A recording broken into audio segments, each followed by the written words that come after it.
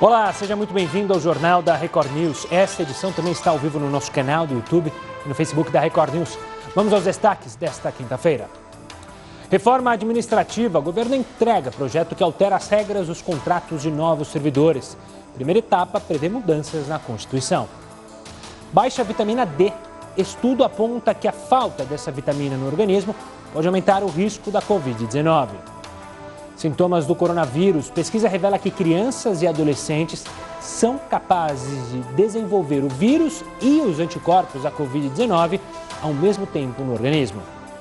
Setembro Amarelo. Pandemia afeta a saúde mental das pessoas de diversas regiões do mundo. Houve um aumento no número de casos de depressão. Casa fica totalmente destruída após festa de aniversário. Incêndio começou por causa das velas do bolo em comemoração aos 88 anos de um idoso.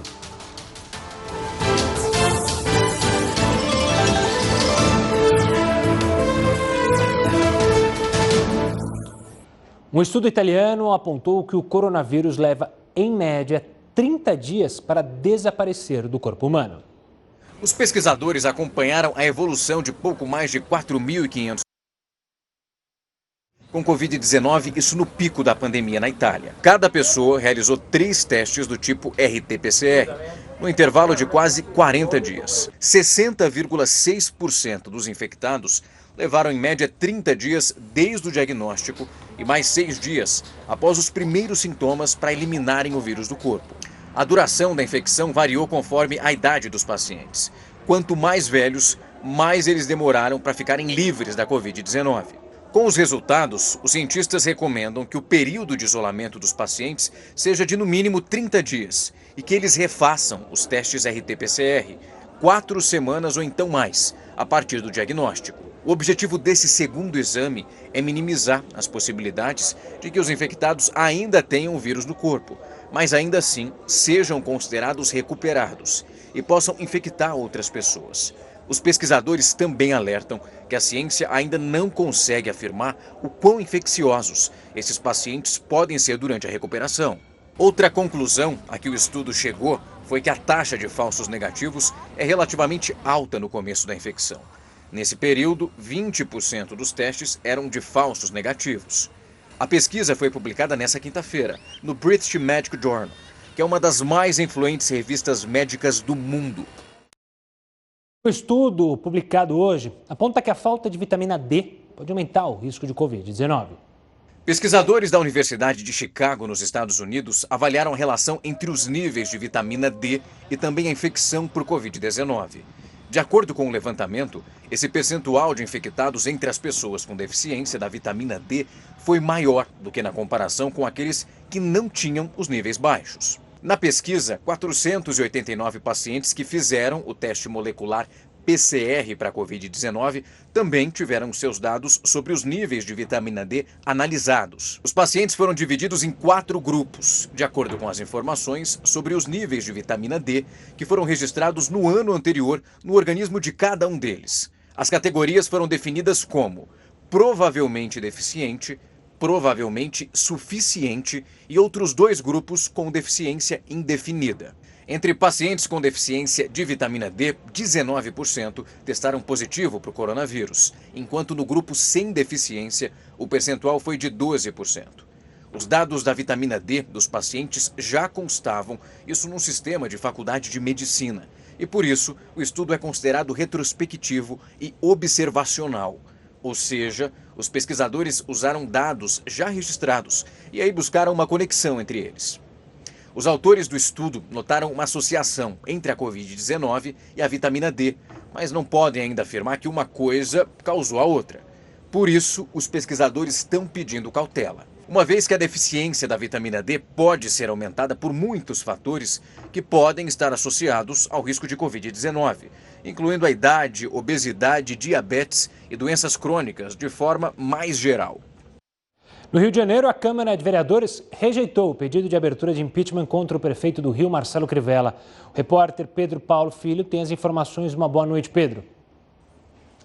Oi, Gustavo. Boa noite para você, boa noite a todos. Olha, a sessão durou mais de 4 horas. 25 vereadores votaram contra a abertura de investigação e 23 foram a favor. A votação foi comandada aqui do plenário, mas vários parlamentares acompanharam à distância.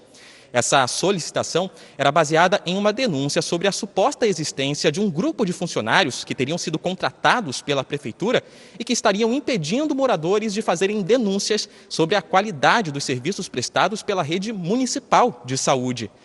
Depois do pedido ter sido rejeitado, vários vereadores questionaram o fato de estarem analisando um processo de afastamento que nem poderia ser concluído ainda nessa legislatura, que acaba em pouco mais de 3 meses.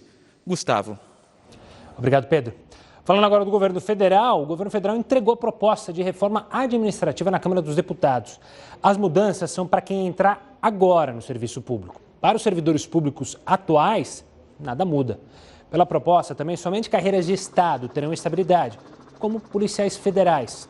Servidores que cometeram alguma irregularidade não vão ser mais punidos com aposentadoria compulsória, e sim demitidos. As férias estão restritas a 30 dias.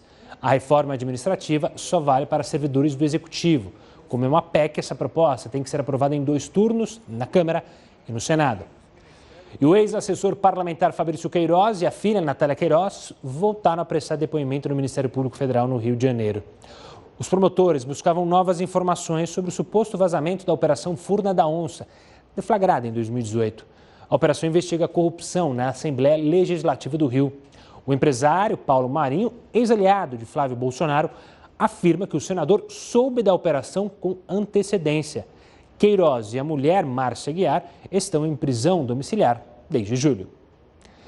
A senadora Rose de Freitas anunciou uma proposta de emenda à Constituição para permitir a reeleição de Davi Alcolumbre no Senado.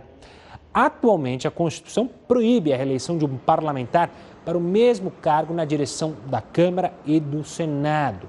O Supremo Tribunal Federal está discutindo uma ação sobre a possibilidade de um novo mandato de Rodrigo Maia e Alcolumbre, mas ainda não houve o julgamento.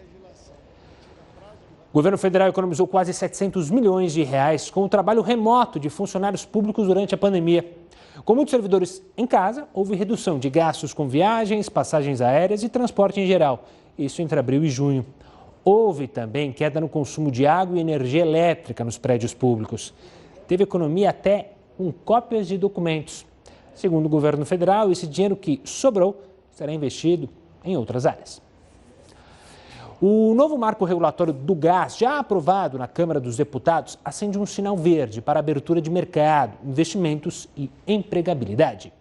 A aprovação do novo marco regulatório pela Câmara dos Deputados representa esperança e oportunidades de uma retomada expressiva na economia do país, mas principalmente do estado do Rio. Em São João da Barra, no complexo portuário do Açu, está sendo construído o maior parque termoelétrico de gás natural da América Latina. E Campos dos Goytacazes, pela proximidade com o município e a infraestrutura mais consolidada para atrair empresas, deve ser afetada positivamente com empregabilidade e investimento.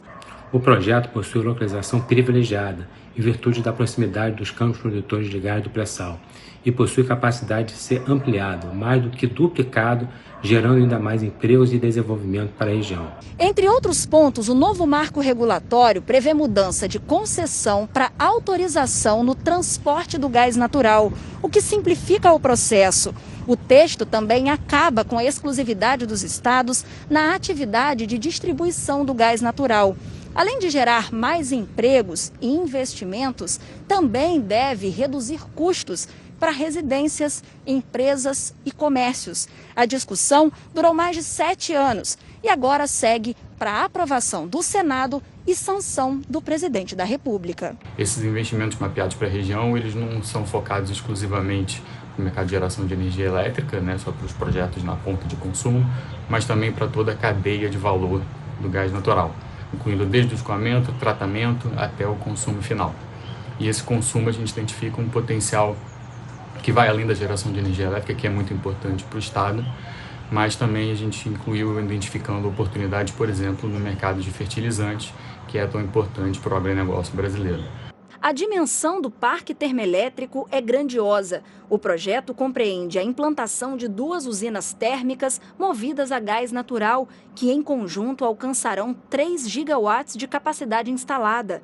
Juntas, as 2 térmicas irão gerar energia suficiente para atender cerca de 14 milhões de residências. O GNA1 e o terminal de GNL estão em fase final de construção e vão entrar em operação comercial em 2021. Voltando a falar do Rio, o governador em exercício do estado, Cláudio Castro, se reuniu hoje com o ministro da Economia, Paulo Guedes, em Brasília. O principal assunto era a recuperação fiscal do estado. De acordo com Castro, a União prorrogou em até 6 meses o prazo para analisar se o estado vai permanecer ou se será excluído do regime de recuperação fiscal. O acordo em vigor venceria no sábado. A prorrogação é prioridade do governo fluminense para não colocar em risco a folha de pagamento dos servidores. Se não fosse prorrogado, o estado teria que pagar uma dívida de quase 3 bilhões de reais já em outubro. Na Alemanha, a polícia investiga a morte de 5 irmãos que tinham entre 1 e 8 anos de idade. A mãe é a principal suspeita. Ela se jogou na frente de um trem e está gravemente ferida. Os corpos foram encontrados no apartamento onde a família morava, na cidade de Zolina, no oeste do país. A causa da morte não foi divulgada. A denúncia foi feita pela avó das crianças, que mora a 60 quilômetros de distância. Um outro irmão de 11 anos só sobreviveu porque não estava no local. Vamos agora com a opinião do colunista Rodrigo Constantino. Notícia ruim normalmente chama mais a atenção do público e isso explica, em parte, uma postura um tanto negativa da imprensa em geral. Mas nessa pandemia, a fome se juntou com a vontade de comer e muitos jornalistas com viés de esquerda enxergaram aí a oportunidade de desgastar o governo que detestam. Alguns tornaram-se verdadeiros abutres, visivelmente torcendo pelo pior. Mas os fatos, em que pese a grande quantidade de vítimas, não têm ajudado muito na narrativa mais pessimista. Sim, a queda do PIB foi de quase 10% no segundo trimestre, mas isso era esperado e foi em linha com outros países, como a Alemanha, que era bastante elogiada pela mídia. Mas agora o contágio segue em queda, mesmo com a reabertura e aglomerações, o que coloca em xeque o discurso da tal ciência usado por certos governadores e jornalistas. E a economia dá sinais de que pode se recuperar mais rápido do que o esperado, talvez até mesmo em formato V, como espera o ministro Paulo Guedes. A produção industrial do país se recuperou fortemente em julho, com avanço de 8% frente a junho, na série com ajuste sazonal. Já são 3 meses seguidos de alta em meio à pandemia do novo coronavírus. O resultado foi acima do esperado pelos analistas do mercado. Além disso, o governo finalmente encara o desafio da reforma administrativa e retoma com isso a agenda de reformas. A administrativa pretende trazer mais racionalidade para o serviço público, adotando métricas de eficiência e meritocracia para promoção dentro da carreira. É verdade que a proposta fica aquém do necessário, por não mexer em direitos adquiridos dos atuais servidores. Mas política é a arte do possível, não do ideal. Olhando o copo meio cheio em vez de meio vazio, pode-se ao menos festejar a volta das reformas e que aponta numa direção certa, sinalizando a chance de estancar a sangria fiscal lá na frente. Muito trabalho ainda precisa ser feito, claro, mas uma longa jornada começa com os primeiros passos. O Brasil vai dar certo, apesar da torcida do contra de parte da imprensa abutre. Algo que está sendo aguardado para ser votado lá na Câmara, que é uma proposta que restringe as sanções da Lei de Improbidade Administrativa. O Heraldo Barbeiro tem os detalhes. Olá, professor, diga lá. Olá, Gustavo. Olha, nós temos chamado a atenção das pessoas que nos acompanham toda noite aqui, que estamos caminhando em direção aí à eleição para prefeito e para vereador também. Até já lembrei que no dia 26 de setembro começa aquele desfile aqui da televisão dos candidatos a prefeito e candidatos a vereador. Vai ter uma quantidade inacreditável. Ocorre o seguinte, quando a gente fala em prefeitura, uma das coisas que nós, como cidadão, temos que fazer é o seguinte: será que o prefeito está aplicando o dinheiro direitinho? Será que o prefeito está fazendo uma boa administração? Bom, para isso foi criada uma lei que eu gostaria de lembrar a todo mundo, chamada de Lei de Improbidade Administrativa. Essa lei, só para você ter uma ideia, ela foi criada em 1992, na época do Collor, na época em que o Collor sofreu o impeachment aqui no Brasil. Muito bem, era para quê? Para segurar os prefeitos. Bom, que tipo de crime, na época, se imaginava que um prefeito poderia cometer? Nomeação fajuta, botar os amigos lá. Corrupção, pegar uma graninha. Ou então enriquecimento ilícito. Se o prefeito fosse pego nessas três atitudes, que é a atitude de tomar dinheiro do povo através da prefeitura, ele podia sofrer uma punição drástica. Primeiro, ele pode ainda hoje, pode perder o mandato. Segundo, ele pode ficar inelegível durante 10 anos. Olha, durante 10 anos não pode se candidatar mais. E ainda por cima pode sofrer uma multa. Acontece que, como você lembrou aí na abertura, Gustavo, estão querendo mudar a lei. Eu não sei se é por causa da eleição que vem vindo aí. Eu não sei se os deputados federais querem fazer média com os prefeitos que vão ser eleitos. Eles querem mudar a lei. Agora, logicamente, eles só vão conseguir mudar a lei se nós, como cidadãos, ficarmos quietinhos. Então, o que eles querem? A mudança é o seguinte, eles acham que só deve ser punido o prefeito se houver dano no cofre público e se houver enriquecimento. Só os dois só. Por exemplo, se ele praticar nepotismo quer dizer colocar a família lá, não tem problema nenhum. A nova lei, isso não vai acontecer nada. Se ele praticar crime de tortura, também não acontece nada. Se ele fizer um fura-fila, o que é fura-fila?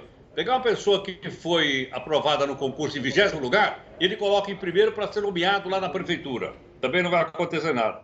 Então, você diz o seguinte, mas espera um pouquinho. Essa proposta está rolando na Câmara? Tá, vai ser votada? Vai. Quem vai votar? Os nossos representantes, que são os nossos deputados federais. Detalhe. Essa é mais uma proposta contra o Ministério Público. Porque é o representante do Ministério Público que fica de olho no prefeito, percebendo se ele colocou parente, colocou mulher, colocou qualquer coisa, e entra na justiça contra ele. Eles não querem isso. Eles não querem. Eles não querem o Ministério Público no pé deles. E olha, o que é interessante é o seguinte, se esse projeto passar, uma quantidade enorme de pessoas que estão sendo processadas não vão ser mais processadas. Ou seja, vão escapar, porque vai haver uma mudança da lei. Quando você muda a lei, se for para beneficiar o réu, a lei retroage, ela volta para trás. Agora está na nossa mão, enquanto cidadãos, da gente mandar lá um zap, manda lá um comunicado, liga lá para o seu deputado federal e diz para ele, escuta, companheiro, por que você está querendo mudar isso aí? Olha, nós temos que ficar de olho, porque isso aqui seria mais uma derrota da nossa cidadania. É isso aí, Gustavo. Boa, Heroto, é impressionante, né? A gente fica relembrando aquela coisa de sociedade de castas, né? Porque eles vivem numa casta completamente diferente, os políticos, né? Enquanto eles propagam não a corrupção ou vamos trabalhar para punir os criminosos, quando o crime é cometido por eles, é sempre o contrário, né? E bem porque ele tem foro privilegiado, mas eu vou falar um outro dia, tudo bem? Vamos, a gente sempre fala e sempre tem que lembrar exatamente sobre esse foro privilegiado e também as benesses e os benefícios que os políticos acabam tendo no nosso país, infelizmente. Obrigado, Heródoto. Até mais. Até mais. Agora a gente fala da farmacêutica americana Pfizer, que espera ter uma vacina pronta para aprovação em outubro. Isso mesmo, mês que vem. Se a última fase dos testes em humanos for bem sucedida, a Pfizer vai enviar a vacina para revisão regulatória ainda em outubro. O governo americano já disse que pretende dar início à vacinação ainda em novembro deste ano. A fase 3 dos testes inclui 30 mil voluntários do mundo inteiro entre 18 e 85 anos. Essa vacina é uma das 3 apoiadas pelos Estados Unidos. E olha, a Uber anunciou hoje que novos usuários que solicitarem corridas em dinheiro vão precisar por uma checagem de documentos. Para confirmar a identidade de novos usuários, o aplicativo vai aceitar RG e carteira de motorista. A verificação para corridas pagas em dinheiro só vai acontecer para os novos usuários que não tiverem outros dados validados. O objetivo é justamente evitar golpes e assaltos sofridos pelos motoristas. A empresa também anunciou que a ferramenta de gravação de áudio durante a viagem estará disponível já nas próximas semanas. E a gigante da tecnologia Microsoft anunciou um programa capaz de detectar vídeos ou fotos falsas. Os chamados deepfake preocupam autoridades nos Estados Unidos. Nós falamos, explicamos para você ontem aqui. E agora a gente mostra como funcionaria essa nova ferramenta da Microsoft pensando claramente nas eleições presidenciais americanas. O software analisa uma imagem ou cada frame de um vídeo, buscando evidências de manipulação. Muitas vezes, essa alteração pode passar despercebida a olho nu, enganando quem vê. A Microsoft informou que a ferramenta de autenticação está disponível para campanhas políticas, meios de comunicação e outras partes envolvidas no processo democrático. Os deepfakes são vídeos, fotos e até mesmo áudios alterados usando inteligência artificial que pareçam verdadeiros. Várias mídias como essas circulam nas redes sociais frequentemente. As publicações falsas são preocupantes, principalmente devido à aproximação das eleições presidenciais nos Estados Unidos no dia 3 de novembro. Voltando ao Brasil, os incêndios que atingem a Chapada dos Guimarães, em Mato Grosso, já destruíram mais de 6 mil hectares da área de proteção ambiental, o que equivale a 6 mil campos de futebol. Moradores, fazendeiros e donos de pousadas estão dando apoio aos bombeiros e aos militares do Exército no combate às chamas. Mas os ventos fortes mudam de direção a todo momento e isso dificulta o enfrentamento ao fogo que circulou em torno de toda a base da Força Aérea. Agora a gente fala do Senado, que aprovou um projeto de lei que altera regras de controle das barragens. As empresas que não cumprirem as normas de segurança poderão ser multadas em até R$1 bilhão. A proposta foi aprovada 1 ano e meio após a tragédia. 1 ano e meio após a tragédia provocada pelo rompimento de uma barragem da Vale em Brumadinho. O projeto também proíbe a construção de reservatórios pelo método de alteamento a montante, que era o mesmo usado em Brumadinho, em que a barragem vai crescendo em degraus, com o próprio rejeito da mineração. A proposta inicial aprovada pelo Senado prevê multas de até R$10 bilhões. Mas esse valor foi reduzido na Câmara. Agora o projeto segue para a sanção do presidente Jair Bolsonaro. E a Força Tarefa da Lava Jato denunciou por lavagem de dinheiro o ex-diretor da Dersa, Paulo Vieira de Souza, conhecido como Paulo Preto, a ex-mulher dele e as 2 filhas. Os procuradores afirmam que a família usava um hotel aqui no litoral de São Paulo para ocultar a propina recebida. Paulo Preto é apontado como operador de propinas do PSDB. Ele sempre negou as acusações. Falar sobre um assunto que surgiu nos últimos dias e deixou com muita gente em dúvida se a Covid-19 é ou não é uma doença ocupacional. Mas o que caracteriza esse tipo de doença? Quais as questões relacionadas à Covid? O Fábio Ceroni, que é especialista em direito trabalhista, vai explicar, participa agora do Jornal da Record News. Fábio, obrigado pela participação aqui conosco. Vamos começar do básico, né? O que seria uma doença ocupacional? E uma boa noite.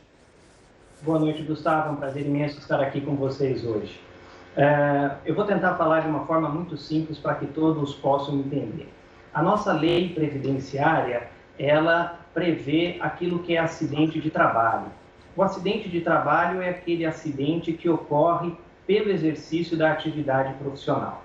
E dentro deste conceito de acidente de trabalho, estão relacionadas as chamadas doenças ocupacionais. Mas o que é uma doença ocupacional? Existem 2 tipos, de uma certa forma, generalista de doença ocupacional. A primeira delas é a chamada de doença profissional. Imagine você, eu sou um baterista de uma banda de rock e eu toco a minha performance e aí muito barulho e eu acabo tendo uma perda da minha audição. Isso é chamada de uma doença profissional, porque decorre da minha profissão. Agora, existem outras doenças que elas decorrem do ambiente de trabalho. Então, você imagina, por exemplo, uma pessoa que trabalha com solda e aí ele fica aspirando aquela fumaça, aquele fumus da solda. Essa pessoa pode ter uma doença respiratória. As famosas lesões por esforço repetitivo, em razão de um trabalho feito em más condições corporais, uma ergonomia ruim. Então, a pessoa pode adquirir, por exemplo, uma doença lombar, ela pode adquirir a lesão por esforço repetitivo quando você faz uma atividade muito repetitiva com esforço. Então, toda doença que é ocasionada pelas condições de trabalho são chamadas como doença ocupacional. Fábio, nos últimos dias a Covid-19 voltou à tona nessa questão da doença ocupacional, justamente por uma portaria do Ministério da Saúde que primeiro colocou ela como doença ocupacional, depois retirou. Antes, o STF já tinha analisado ela como uma doença que pode se enquadrar em doença ocupacional. Com esse embaralhamento todo que eu trouxe, a gente pode considerar ela ocupacional ou não?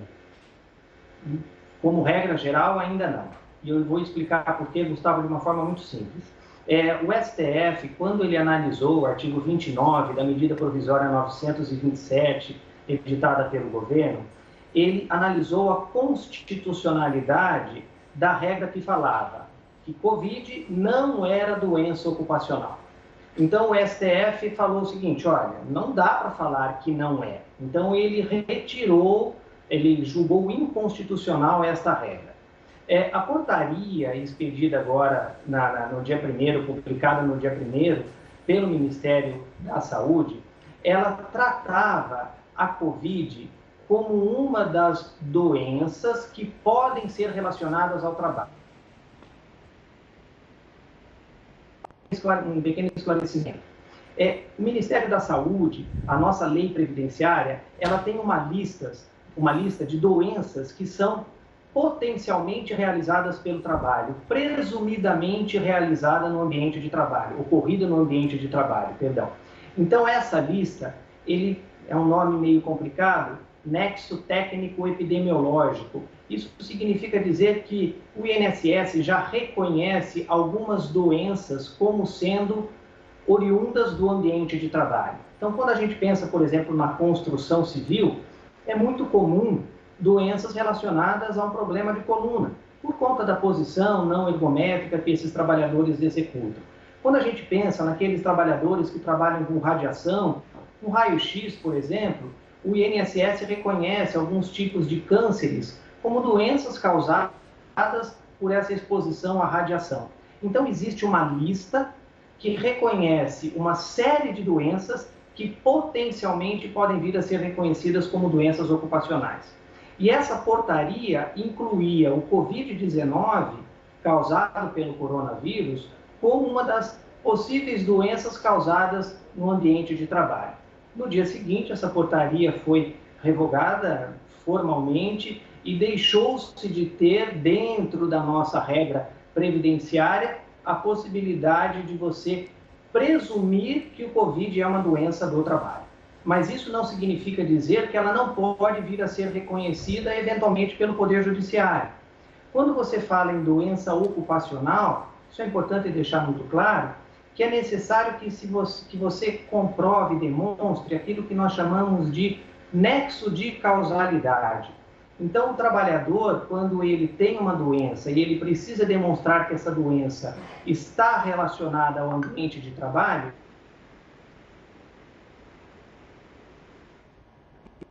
e por meio desta perícia é feita uma análise para ver se existe um nexo entre a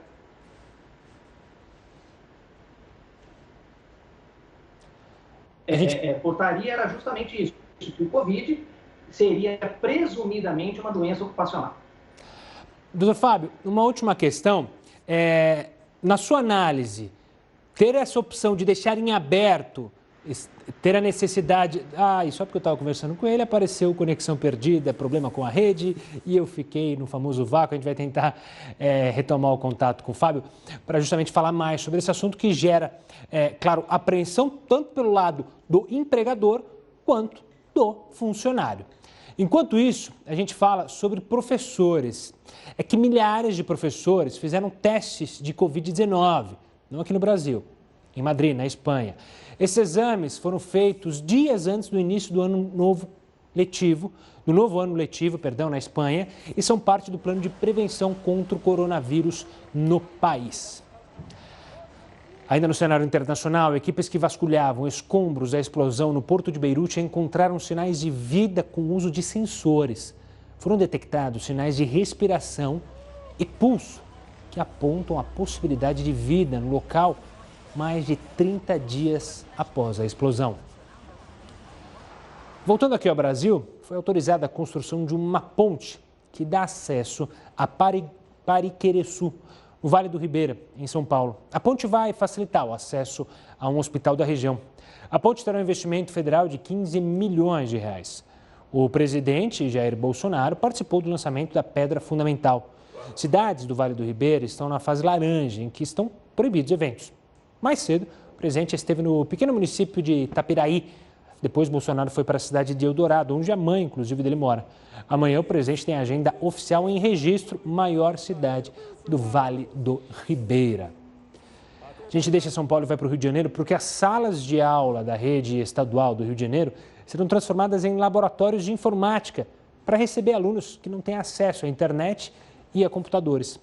Serão comprados 40 mil computadores, equipamentos e materiais didáticos para aprendizagem à distância. É um investimento de 82 bilhões de reais. A ideia é receber alunos 3 vezes por semana a partir de outubro. E a Assembleia Legislativa também prorrogou até o dia 31 de dezembro o estado de calamidade pública no Rio de Janeiro. Vamos voltar a falar com o Fábio, agora com o sistema restabelecido, para fazer uma última questão. Fábio,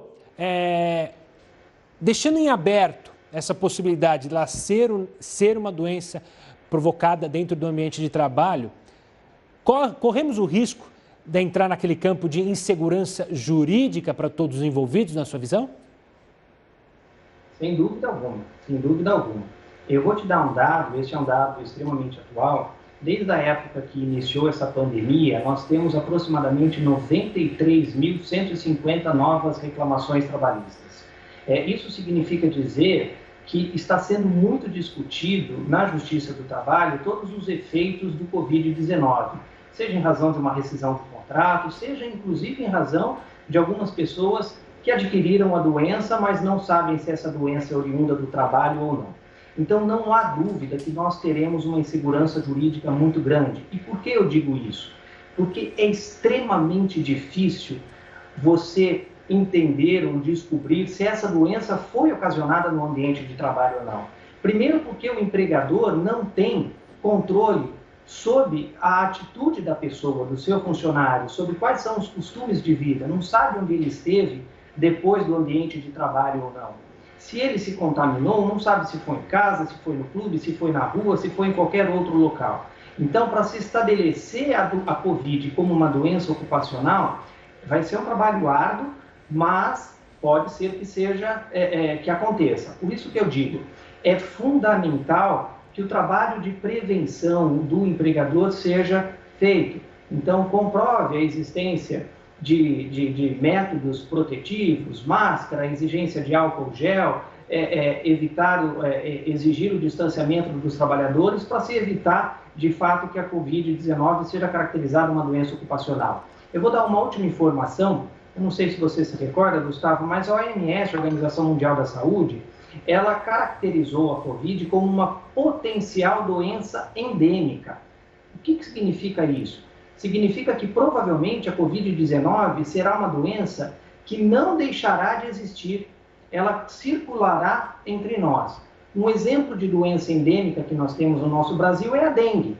E ninguém fala que adquiriu a dengue no ambiente de trabalho, porque é impossível você eventualmente estabelecer essa ligação entre doença, trabalhador e ambiente de trabalho. Então, nós temos um longo caminho pela frente aí, a balança ela vai ter que se equilibrar de uma forma ou de outra, não é possível nós sabermos para onde ela vai, e o que mais tememos é justamente essa insegurança jurídica que nós vamos vivenciar nos próximos anos por conta, infelizmente, dessa doença que está devastando muita gente aí.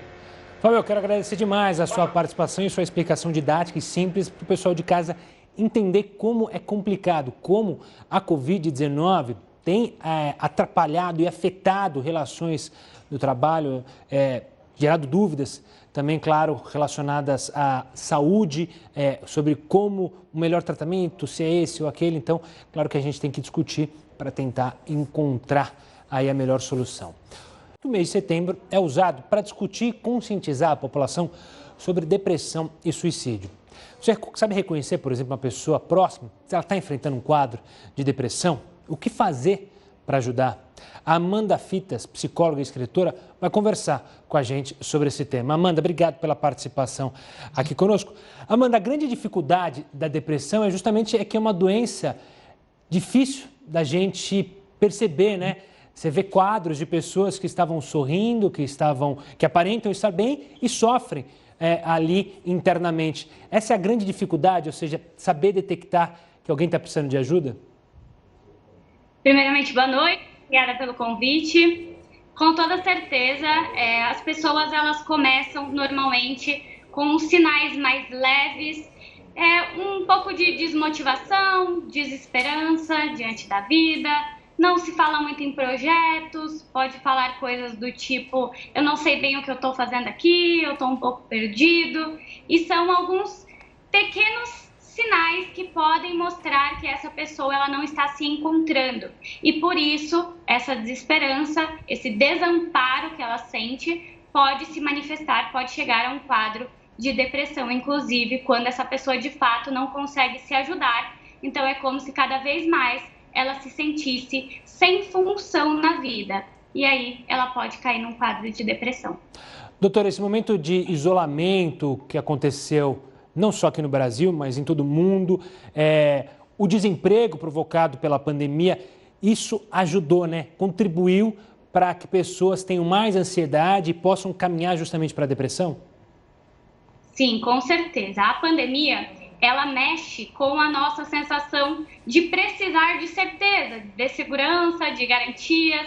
E essa pessoa, como ela está já em um quadro de não estar se encontrando, de estar com medo, de estar com uma sensação de perda, de escassez, quando vem um evento externo, como uma pandemia, ela vai mexer com as emoções, vai trazer nessa pessoa uma sensação ainda maior de que ela não está segura na vida, de que ela não existe um sentido para ela, e que os projetos dela podem ser arruinados, inclusive caso ela comece a pensar em algo, né? Então, algumas pessoas, pela sensação de perda, às vezes perda de emprego, perda de um relacionamento, aumentou, né, o número de divórcios nessa pandemia.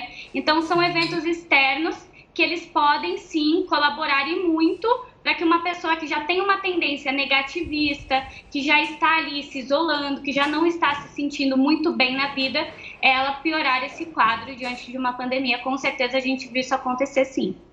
Doutora, a classe médica, né, os psicólogos incluídos, usam o setembro para justamente, o setembro amarelo, para dar visibilidade a isso, para dar conscientização. A gente ainda tem muito preconceito, eu digo a sociedade, com as doenças provocadas pelo estresse, ou seja, ansiedade, a depressão. Ainda há uma barreira muito grande entre nós, sociedade, para buscar ajuda? Com toda certeza. As pessoas, elas não entendem que a terapia, que o profissional, ele está lá para fazer um acolhimento, ele está lá para te ajudar a encontrar caminhos caso você não esteja encontrando sozinho. Então, algumas pessoas têm a ideia que uma terapia, que uma ajuda profissional não vai surtir nenhum efeito, ou tem essa questão de preconceito, né, que veio passada aí de algumas gerações, no sentido que é coisa para louco, que é coisa para quem realmente é como se fosse até uma vergonha social a pessoa precisar dessa ajuda, sendo que é algo super natural. O que mais existe são pessoas precisando de fato de terapia. Então a gente precisa quebrar esse tabu, porque o profissional ele quer te acolher, ele quer te ouvir e te ajudar a encontrar caminhos e não te julgar, né? Porque existe esse preconceito também. Eu vou contar a minha vida para alguém, essa pessoa não vai me entender, essa pessoa não vai conseguir me ajudar, porque normalmente essa pessoa que tem esses pensamentos, que tem a depressão, ela acredita que nada pode ajudar ela, né? Então existe sim esse triste, né, cenário em que as pessoas elas vão em um médico tratar coisas normais, mas elas não vão tratar a mente dela, o emocional, que às vezes é o que mais está precisando de atenção. Doutora, obrigado pela participação aqui conosco no Jornal da Record News para falar algo importantíssimo. Vou dar o meu depoimento pessoal. Eu faço terapia, eu era da turma que achava que fazer terapia não ia mudar em nada. E, claro, aconselho a quem quiser fazer terapia, buscar um profissional bom para justamente fazer sua terapia.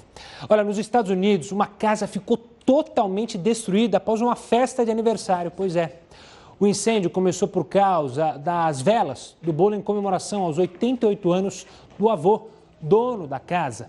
O idoso, que tem demência e estava sozinho na sala, não percebeu, como você percebe aí nas imagens, desculpe o trocadilho, né? O fogo se alastrando pelas cortinas. Ele foi resgatado pela filha, que só voltou porque, por sorte, tinha esquecido a bolsa no quarto, né? Às vezes são coisas que acontecem por uma razão. A sala ficou totalmente destruída no incêndio. Apesar do susto, felizmente, ninguém se feriu, só o dano material. O Jornal da Record News fica por aqui. Tenha uma ótima noite e até amanhã.